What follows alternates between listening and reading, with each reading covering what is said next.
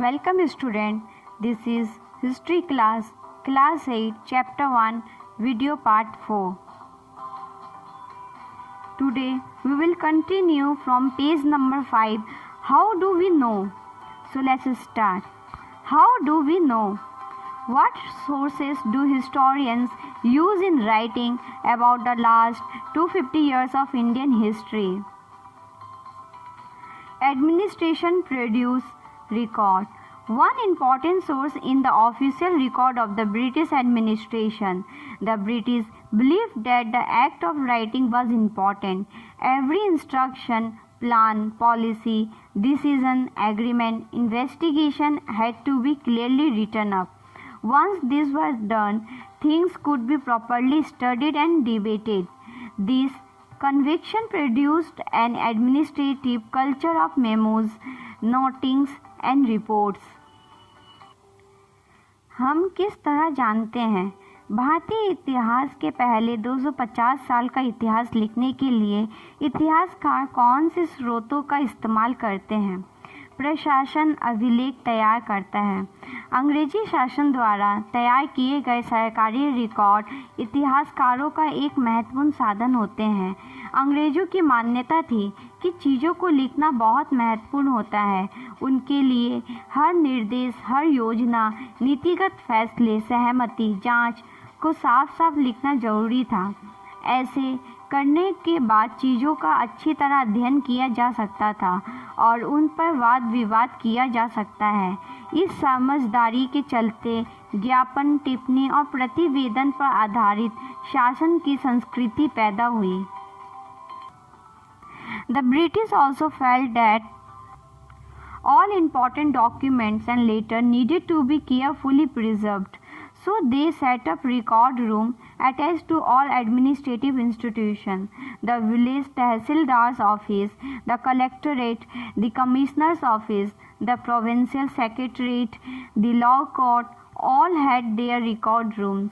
Specialized institutions like archives and museums were also established to preserve important records. अंग्रेजों को यहाँ भी लगता था कि तमाम अहम दस्तावेजों और पत्रों को संभाल कर रखना जरूरी है। लिहाजा उन्होंने सभी शासकीय संस्थानों में अभिलेख कक्ष भी बनवा दिए। तहसील के दफ्तर, कलेक्टरेट, कमिश्नर के दफ्तर, प्रांतीय सचिवालय, कचहरी, सभी के अपने रिकॉर्ड रूम होते थे। महत्वपूर्ण दस्तावेजों को बचाकर रखने के लिए अभिलेखागार और संग्रहालय जैसे स्थान भी बनाए गए। Letters and memos that moved from one branch of the administration to another in the early years of the 19th century can still be read in an archive.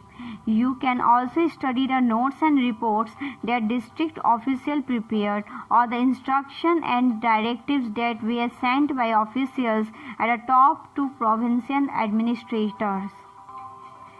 19वीं सदी की शुरुआत में प्रशासन की एक शाखा से दूसरी शाखा के पास भेजे गए पत्रों और ज्ञापनों को आप आज भी अभिलेखागारों में देख सकते हैं। यहाँ आप जिला अधिकारियों द्वारा तैयार किए गए नोट्स और रिपोर्ट पढ़ सकते हैं और ऊपर बैठे अफसरों द्वारा प्रांतीय अधिकारियों को भेजे गए निर्देश और सुझाव देख सकते हैं।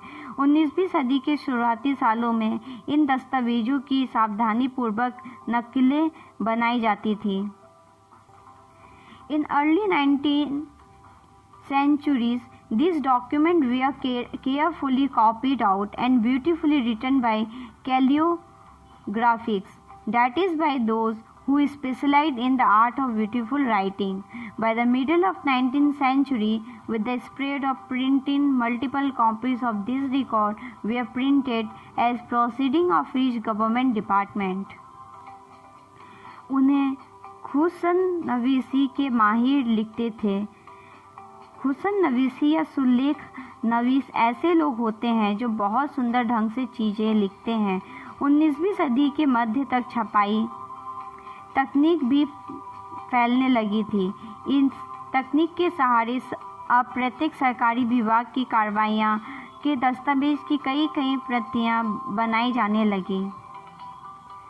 Survey become important. The practice of serving also became common under the colonial administration. The British believed that a country had to be properly known before it could be effectively administered. सर्वेक्षण का बढ़ता महत्व। औपनिवेशिक शासन के दौरान सर्वेक्षण का चलन भी महत्वपूर्ण होता गया। अंग्रेजों का विश्वास था कि किसी देश पर अच्छी तरह शासन चलाने के लिए उसको सही ढंग से जानना जरूरी होता है। By the early 19th century, detailed surveys were being carried out to map the entire country. In the villages, revenue surveys were conducted. The effort was to know the topography, the soil quality, the flora, the fauna, the local histories, and the cropping pattern. All the facts seen as necessary to know about to administer the region. From the end of 19th century, census operations were held every 10 years. This prepared detailed record of the number of people in all the provinces of India. Noting information on caste, religion and occupation, there were many other surveys: botanical survey, geological survey, archaeological survey, anthropological survey, forest survey. 19वीं सदी की शुरुआत तक पूरे देश का नक्शा तैयार करने के लिए बड़े बड़े सर्वेक्षण किए जाने लगे। गांवों में राजस्व सर्वेक्षण किए गए। इन सर्वेक्षणों में धरती की सतह, मिट्टी की गुणवत्ता, वहां मिलने वाले पेड़ पौधे और जीव जंतुओं तथा स्थानीय इतिहासों व फसलों का पता लगाया जाता था। अंग्रेजों की राय में किसी इलाके का शासन चलाने के लिए इन सारी बातों को जानना जरूरी था। 19वीं सदी के आखिर से हम 10 साल में जनगणना की भी जानने लगी। जनगणना के जरिए भारत में सभी प्रांतों में रहने वाले लोगों की संख्या, उनकी जाति, इलाके और व्यवसाय के बारे में जानकारियां इकट्ठा की जाती थी।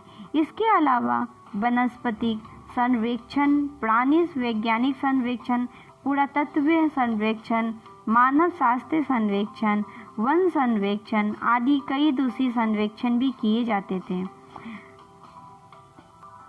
This is the end of this chapter.